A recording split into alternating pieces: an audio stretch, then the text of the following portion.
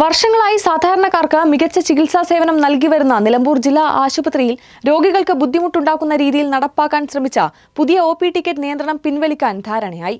ഒരു ഡോക്ടറെ കണ്ട ശേഷം അതേ ആശുപത്രിയിൽ മറ്റൊരു ഡോക്ടറുടെ സേവനം തേടുന്ന രോഗികൾ വീണ്ടും ടിക്കറ്റ് എടുക്കണമെന്ന നിർദ്ദേശം വിവാദമായിരുന്നു. ഈ നീക്കം പിൻവലിക്കാൻ ധാരണയായതായി പ്രതിപക്ഷ നേതാവ് കക്കാടം റഹീം പറഞ്ഞു.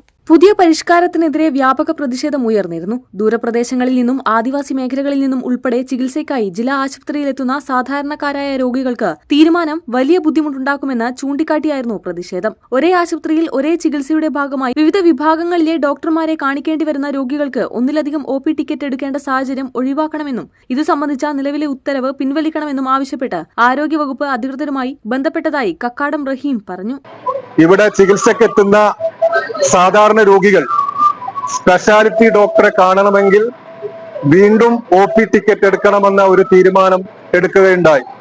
ഇത് കാരണം നമ്മുടെ ആശുപത്രിയിൽ എത്തുന്ന സാധാരണക്കാരായ രോഗികൾ ചികിത്സയ്ക്ക് വരുന്നതിന് വേണ്ടി ഒന്നിലധികം ടിക്കറ്റ് എടുക്കേണ്ട, വരിയിൽ നിന്ന് ടിക്കറ്റ് എടുക്കേണ്ട വലിയ പ്രയാസങ്ങൾ നമ്മുടെ ഈ ആശുപത്രിയിൽ വരികയുണ്ടായി.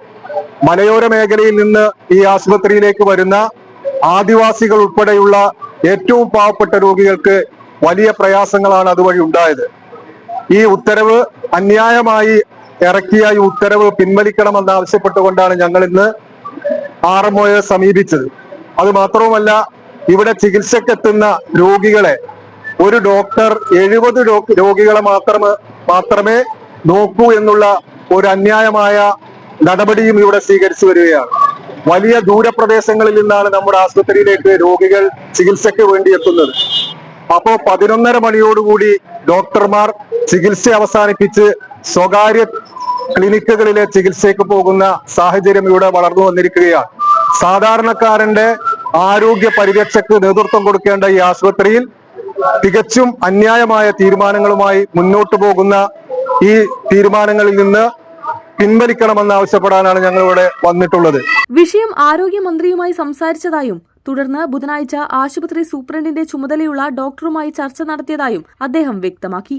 നിലവിലുള്ള ഉത്തരവ് പിൻവലിക്കുന്ന കാര്യത്തിൽ ചർച്ചയിൽ ധാരണയായതായും പ്രതിപക്ഷ നേതാവ് കക്കാടം റഹീം പറഞ്ഞു. സർക്കാർ ആശുപത്രികളെ ആശ്രയിക്കുന്ന സാധാരണക്കാരായ രോഗികൾക്ക് അധിക സാമ്പത്തിക ബാധ്യതയും സമയനഷ്ടവും ഉണ്ടാക്കുന്ന നടപടികൾ ഒഴിവാക്കണം. രോഗികളുടെ സൗകര്യത്തിനും ചികിത്സാ ലഭ്യതയ്ക്കും മുൻഗണന നൽകി ആശുപത്രിയുടെ പ്രവർത്തനങ്ങൾ ക്രമീകരിക്കണമെന്നും അദ്ദേഹം ആവശ്യപ്പെട്ടു.